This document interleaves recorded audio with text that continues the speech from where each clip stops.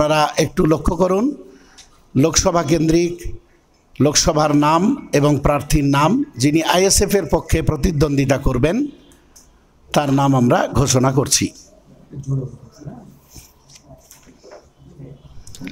প্রথমে উত্তরবঙ্গে 7 নম্বর মালদা উত্তর লোকসভা কেন্দ্র, মালদা উত্তর লোকসভা কেন্দ্রে আমাদের প্রার্থী প্রতিদ্বন্দ্বিতা করবেন মোহাম্মদ সোহেল।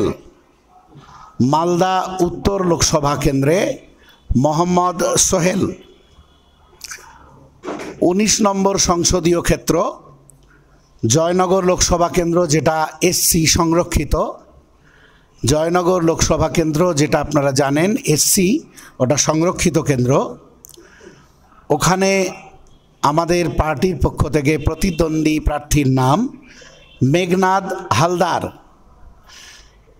জয়নগর লোকসভা কেন্দ্রে মেঘনাদ হালদার। 11 নম্বর সংসদীয় ক্ষেত্র মুর্শিদাবাদ লোকসভা কেন্দ্র, মুর্শিদাবাদ লোকসভা কেন্দ্র, যেখানে প্রতিদ্বন্দ্বিতা করবেন হাবিব শেখ। মুর্শিদাবাদ লোকসভা কেন্দ্রে প্রতিদ্বন্দ্বিতা করবেন হাবিব শেখ। 17 নম্বর সংসদীয় ক্ষেত্র বারাসাত লোকসভা কেন্দ্র। 17 নম্বর সংসদীয় ক্ষেত্র বারাসাত লোকসভা কেন্দ্রে প্রতিদ্বন্দ্বিতা করবেন তাপস ব্যানার্জি। বারাসাত লোকসভা কেন্দ্র থেকে আইএসএফের প্রার্থী তাপস ব্যানার্জি। বসিরহাট লোকসভা কেন্দ্র 18 নম্বর সংসদীয় ক্ষেত্র বসিরহাট লোকসভা কেন্দ্র। এই বসিরহাট লোকসভা কেন্দ্র থেকে আইএসএফ প্রার্থী হিসাবে প্রতিদ্বন্দ্বিতা করবেন মোহাম্মদ শহীদুল ইসলাম মোল্লা।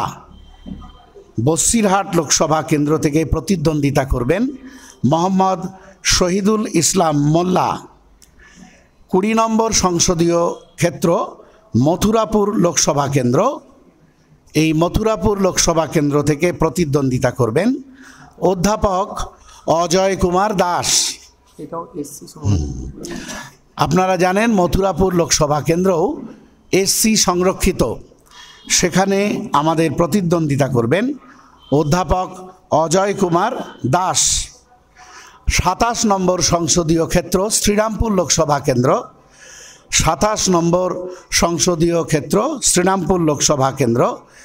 এই শ্রীরামপুর লোকসভা কেন্দ্রে প্রতিদ্বন্দ্বিতা করবেন শাহরিয়ার মল্লিক বাপি।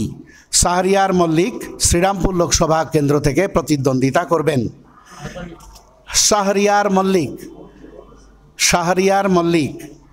33 নম্বর ঝাড়গ্রাম লোকসভা কেন্দ্র, এটাও সংরক্ষিত, এসটি সংরক্ষিত। 33 নম্বর সংসদীয় ক্ষেত্র এসটি সংরক্ষিত ঝাড়গ্রাম লোকসভা কেন্দ্র, যেখান থেকে আইএসএফ প্রতিদ্বন্দ্বী হিসাবে প্রতিদ্বন্দ্বিতা করবেন অধ্যাপক বাপি সরেন। অধ্যাপক বাপি সরেন। আমরা প্রথম পর্যায়ে এই 8 জনের নাম ঘোষণা করলাম। প্রথম পর্যায়ে এই 8 জনের নাম ঘোষণা করলাম। আপনারা এই ছবিতে দেখতে পাচ্ছেন এই 8 জনের নামের সঙ্গে সংসদীয় ক্ষেত্রের নাম্বার, সংসদীয় কেন্দ্রের নাম, প্রার্থীর নাম এবং সেই সঙ্গে প্রার্থীর ছবিও দেওয়া আছে।